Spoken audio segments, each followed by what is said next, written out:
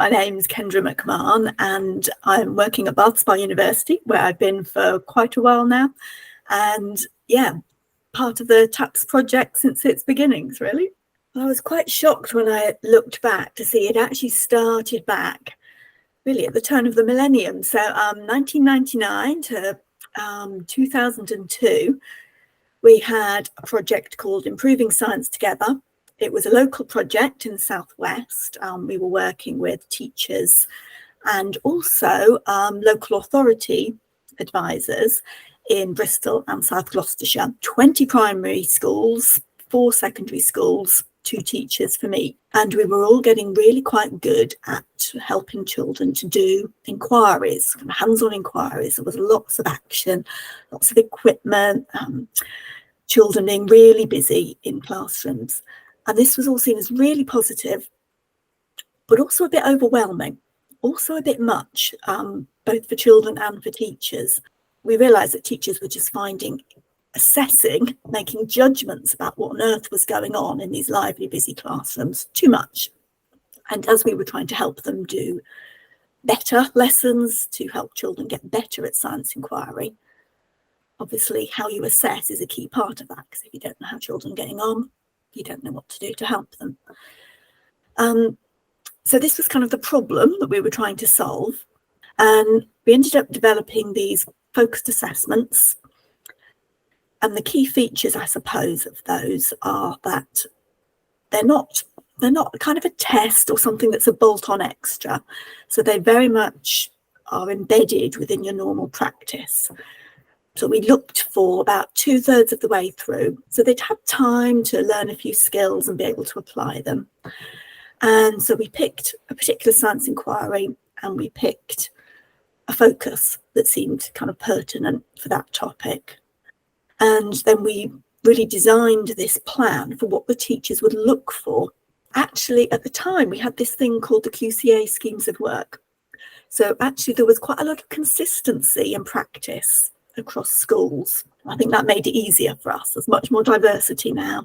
And of course, we're thinking across the 4 nations, so things have changed. And actually, the complexity of the task has got even bigger, I think. So things have moved on. So I think as well, they've had to do a lot of jobs, these assessments, because perhaps something they've always been good at is actually in themselves becoming professional development.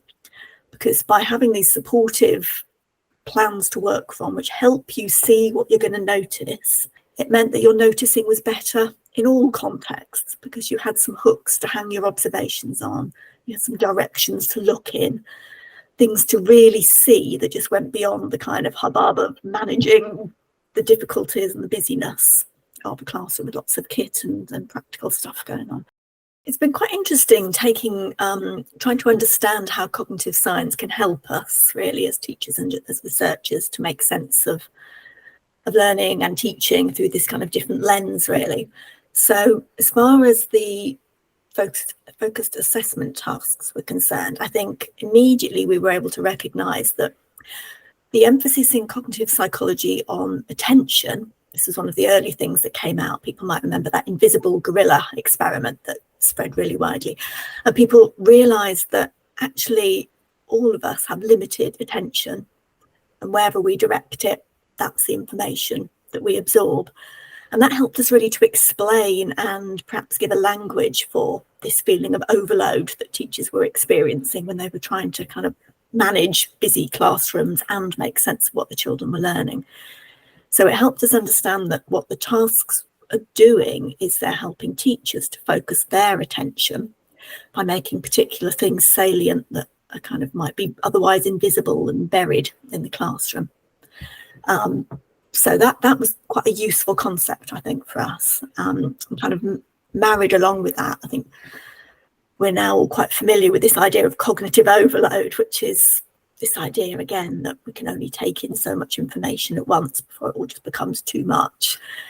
And actually then there's a tendency to try to just kind of give up and throw your hands in the air rather than sort of manage and work your way through it.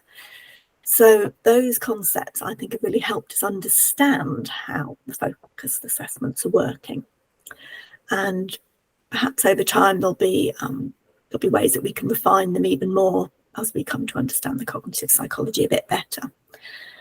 So I think that's all been very interesting. And recently we've been thinking about retrieval practice as another sort of key strategy that's come out of cognitive science research.